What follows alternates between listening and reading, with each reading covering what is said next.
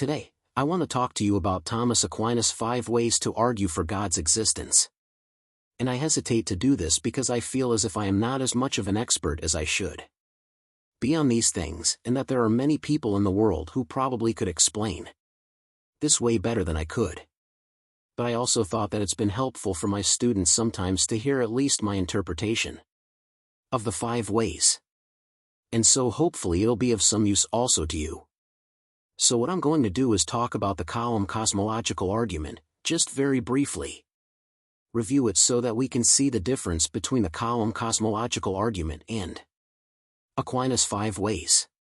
And then I'll talk about each one of Aquinas' 5 ways: his argument to the unmoved mover, his argument to an uncaused cause, his argument to a necessary being, his argument to a perfect being, and finally, his argument to an intelligent being. And then I'll conclude my remarks by raising various objections to the 5 ways. So is it reasonable to believe that God exists? The column cosmological argument would give a yes to that. And the argument is fairly simple, that whatever begins to exist has a cause. The universe began to exist, and therefore, the universe has a cause. And I have previously talked about the column cosmological argument, so I won't bother going over that again now. But if both premises are true, then the conclusion does follow. This is a logically valid argument. So the question is whether both premises are true.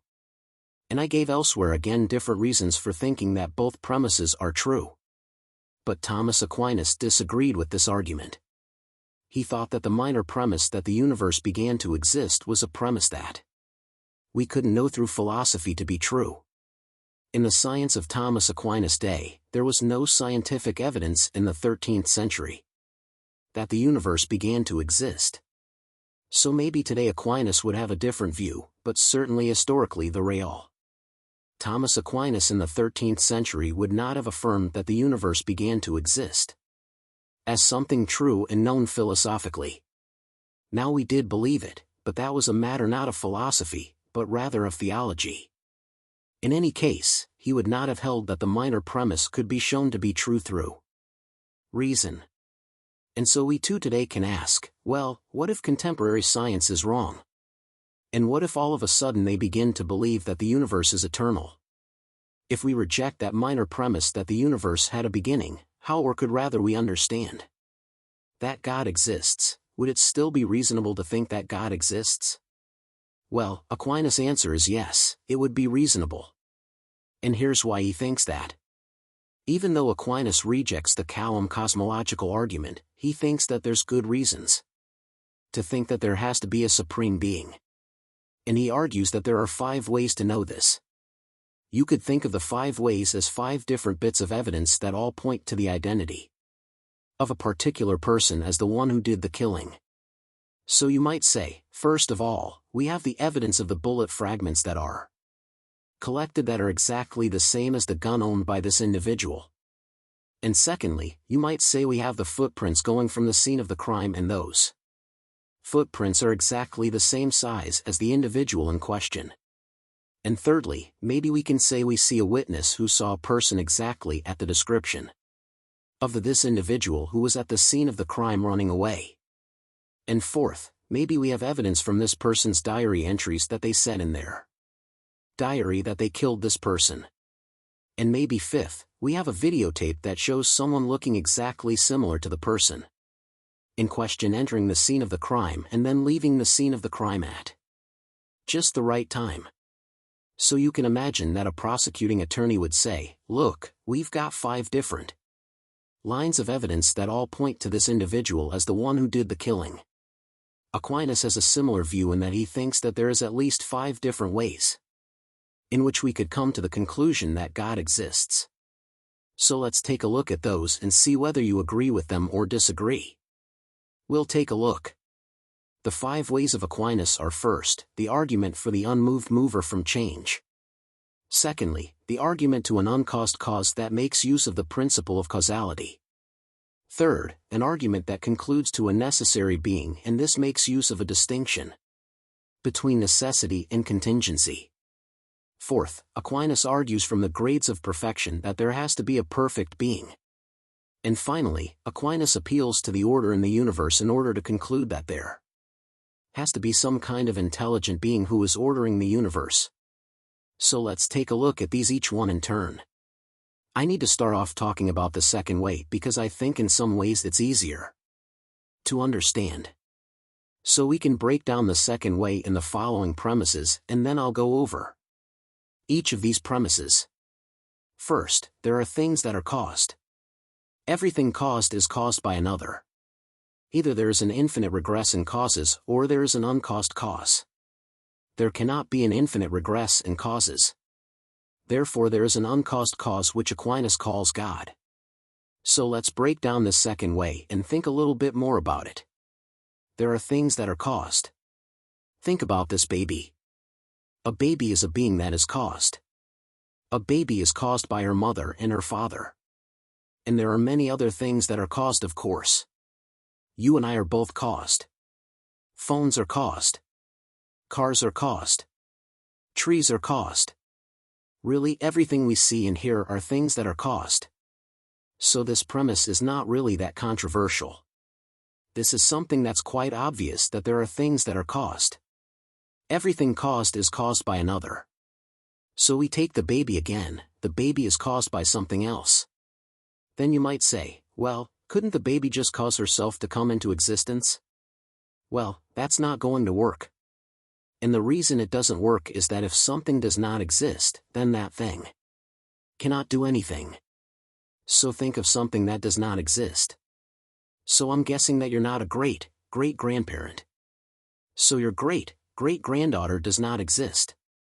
Now maybe someday she will, but right now she doesn't exist. And so your great-great-granddaughter cannot go get you a cup of coffee, cannot help you with any of the things you need to be done. So because your great-granddaughter can't do anything, your great-granddaughter also cannot cause anything.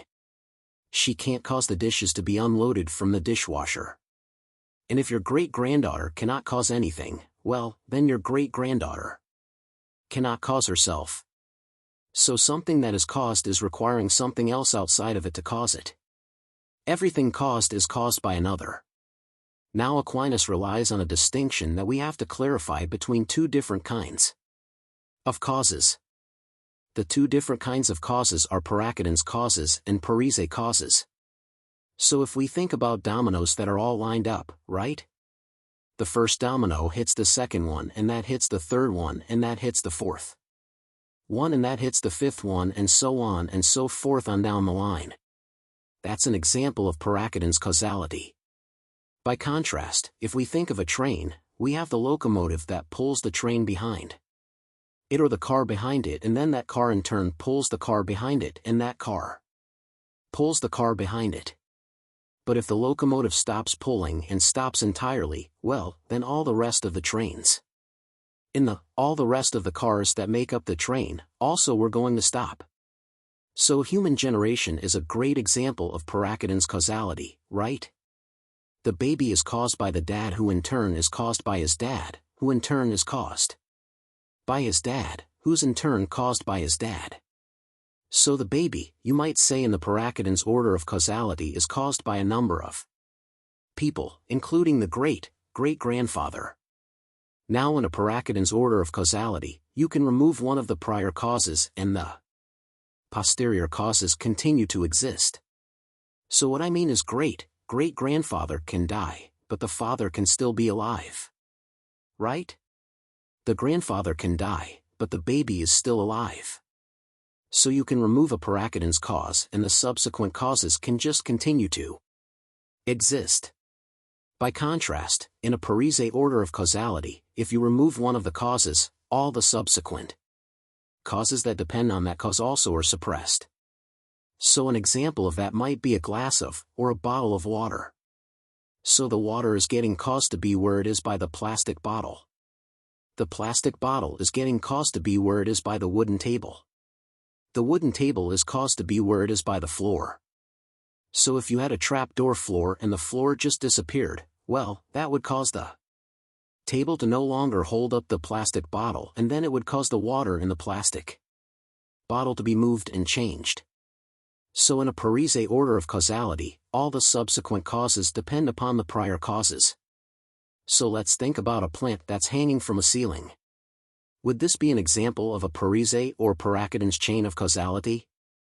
Well, the plant is only hanging there because it's getting caused to be hanging there. And so you might say you could kind of break it down. Link A, which is most near the ceiling, causes link B to hold up, and link C in turn causes link D to be held up.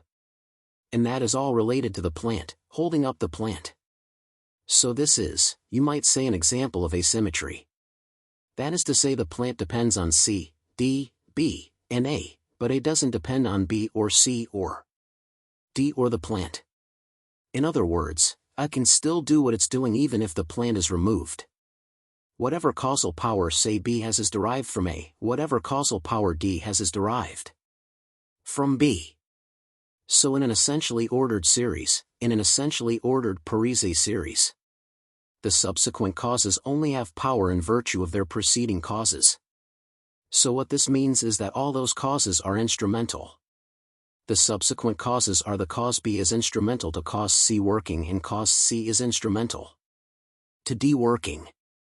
So again, this isn't a Pareto causal series. So what causes you to continue to exist in the Pareto order of causality? So you are caused, of course, by your mom and dad and your grandparents and your great-grandparents, but your great-grandparents might no longer exist, and that you continue to exist now. So that is an example of a Pareto accidents order of causality. But what causes you to exist right now? Well, there's a bunch of things that cause you to exist right now. One of them is atmospheric pressure. If you were at the bottom of the ocean without a submarine, you would die immediately. And the reason is that the atmospheric pressure at the bottom of the ocean is radically different than the atmospheric pressure on the surface of the Earth. So part of what's causing you to exist right now is atmospheric pressure. In other words, right now you're getting caused to exist by atmospheric pressure.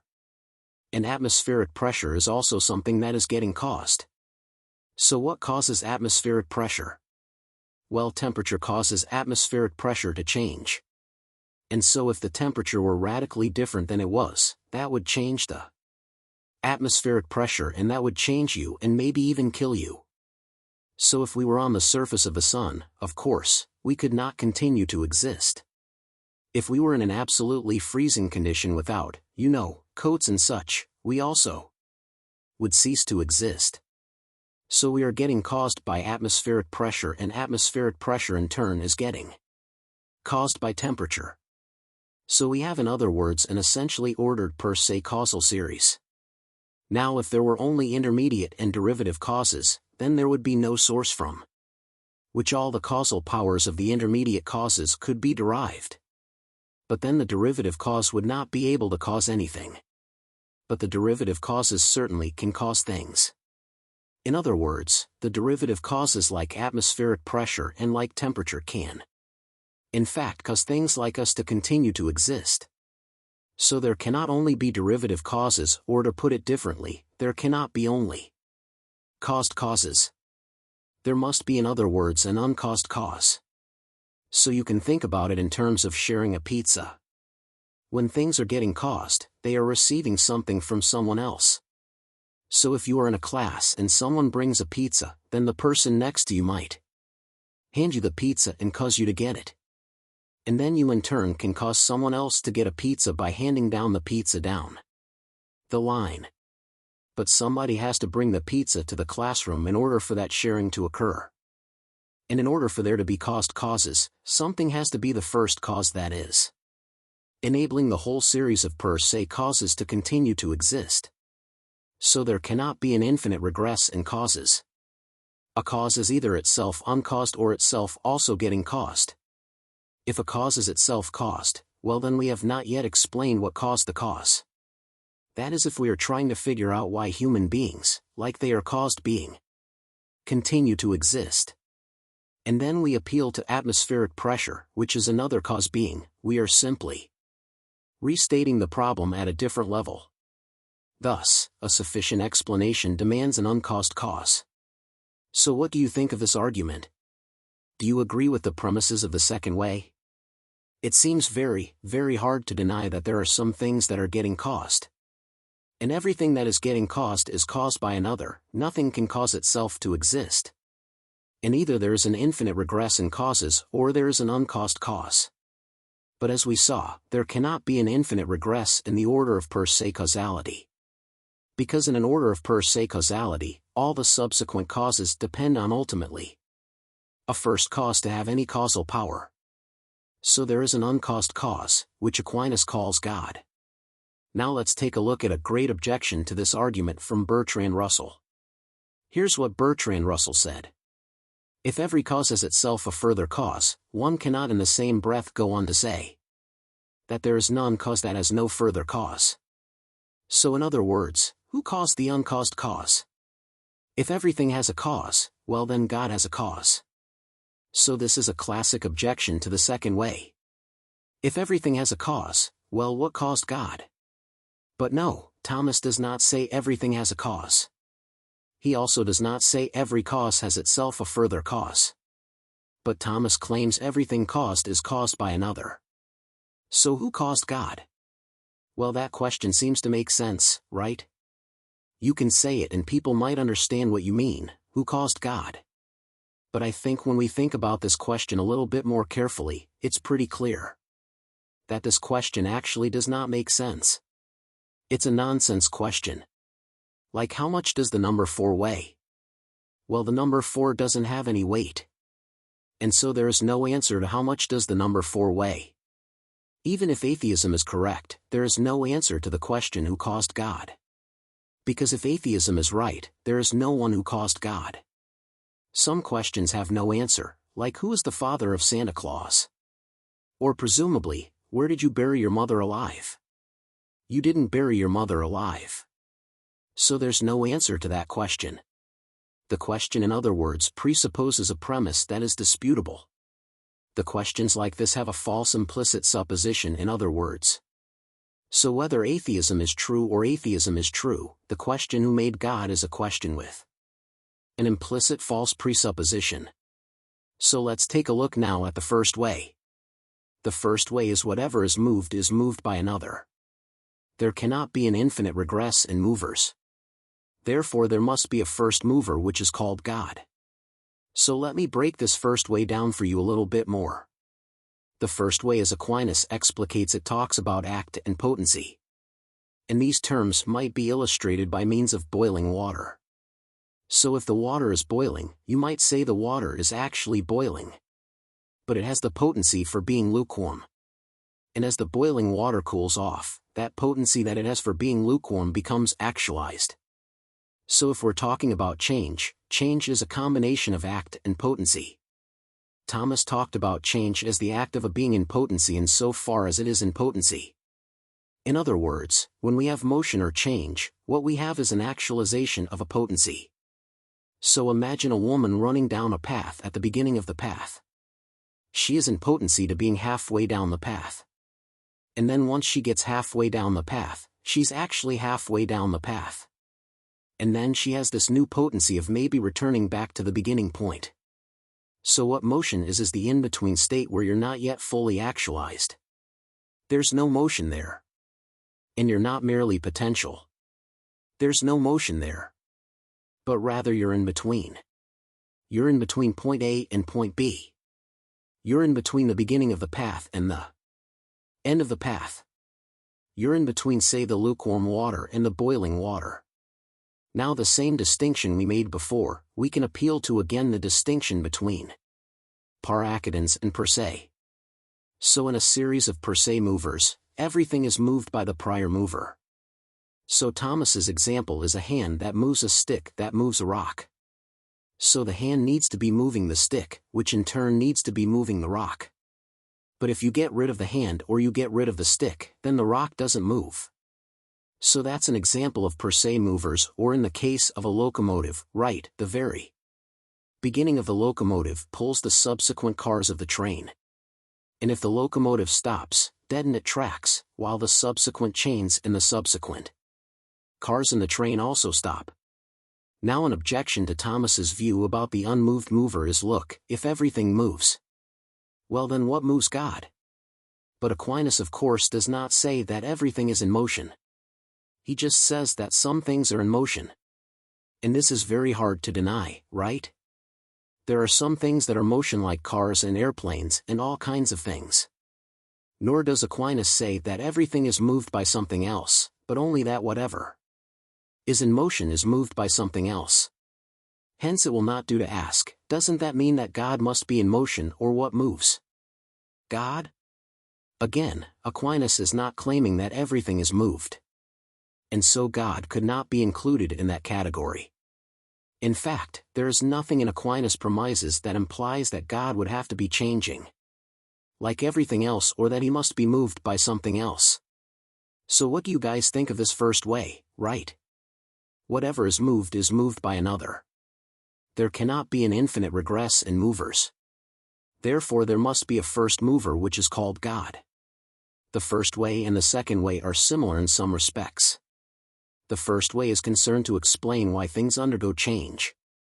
The second way is intended to explain why they exist at all. Whereas in the first way, the causal influence of the first cause is not something that occurred merely at some point in the past, but which exists here and now. The first way is meant to show that there's no motion or change which would occur here and now unless there were a first unmoved mover operating here and now. So we're operating in the parousia order. The second way is meant to show that nothing would even exist here and now unless there were a first uncause cause sustaining things in being here and now. So let's consider now the third way. The third way begins with the idea that some things are able to be and not to be because they are generated and corrupted. So those things are called contingent beings. So the baby we talked about earlier is a thing that is able to be or not to be, right? The baby didn't always exist. It got generated, and someday, hopefully a long time from now, the baby is going to die as an old person and they'll get corrupted. So we are examples of contingent beings. Another example of contingent being would be a tree, right? There's no trees that always existed, but rather trees are things that are able to be. They're able to get generated and they're also able to be corrupted. They can get burned up. Now not all things can be generated and corrupted, Aquinas says, because then they would have to generate themselves before they exist. So nothing can generate itself. Nothing can cause itself to come into existence. If something doesn't exist, like your great-great-granddaughter, then she can't cause anything. And if she can't cause anything, she can't generate anything. So not all things can be contingent beings. There must be something whose existence is necessary. And Aquinas says, a necessary being either has existence from itself or from another. And therefore there is a necessary being whose necessity is from itself, whom we call God. So this third way, this argument from the contingency and necessity, is a way that later philosophers also took up, philosophers like Leibniz. So if you consider the question, why does the universe exist? What accounts for the existence of the universe? We can come to an understanding by considering what would it be like if you were walking in the woods and you ran across a large ball? Well, you wouldn't just say, well, the ball just exists and that's the end of it. You'd say, well, why did this ball come into existence? How did this ball come into existence? What explains the existence of this ball? But if the ball were the size of the whole earth, you have the very same problem. And if the ball were the size of the entire universe, you have the very same problem. The problem of explaining why this thing exists. And just as a ball is a contingent being, it doesn't have to exist, it got generated. And it will get corrupted. So too the universe is a contingent being. It did not always exist and it will not always exist. It's something that got generated and could in principle be corrupted. And so if we're going to explain the existence of such things, we need something outside of that system of being that's not merely contingent, but being that is necessary. So some things are able to be and not to be because they are generated and corrupted. Not all things can be generated and corrupted because then they would have to generate themselves before they exist. There has to be something outside the system as it were to give rise to the system. There must be something whose existence is necessary and necessary being. And this necessary being either has existence from itself or from another, but if it's from another, you haven't yet explained it.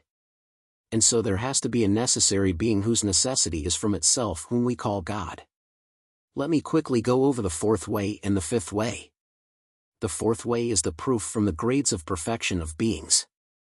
And the notes that among beings, there are some more and some less good, true, noble, and the like. But things are said to be more or less in a certain way to the extent that they resemble. Some maximum as a thing is said to be hotter according to it as it more nearly resembles that which is a hot test. But in that case, it follows that there is something which is true west, something best, something no bliss, and consequently something which is uttermost being for those things that are greatest in truth are greatest in being. Now, the maximum within any genus is the cause of everything in that genus is fire, which is the maximum of heat is the cause of all things hot. So there must be something which is the cause of the being goodness in every other perfection of all beings. And this is what we call God. So let me try to break this one down for you as well. We have different grades of perfection, things that for instance are more or less good. Think of health, say, we can be more healthy or less healthy. And when we have standards like that, they have to resemble or approach some maximum.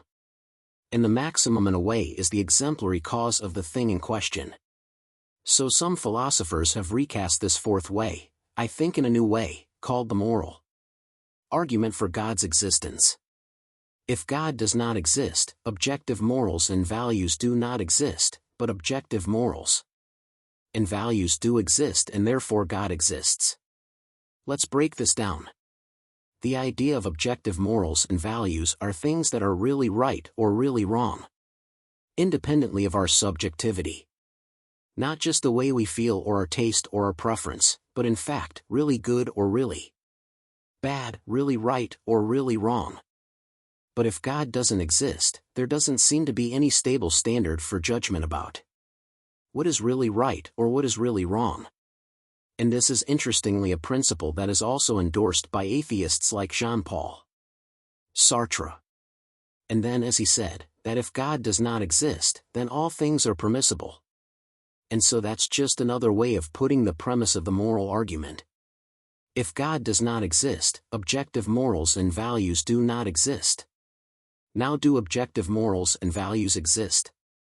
Well, we might appeal to pretty universally widely held convictions that say racism is wrong or rape is wrong.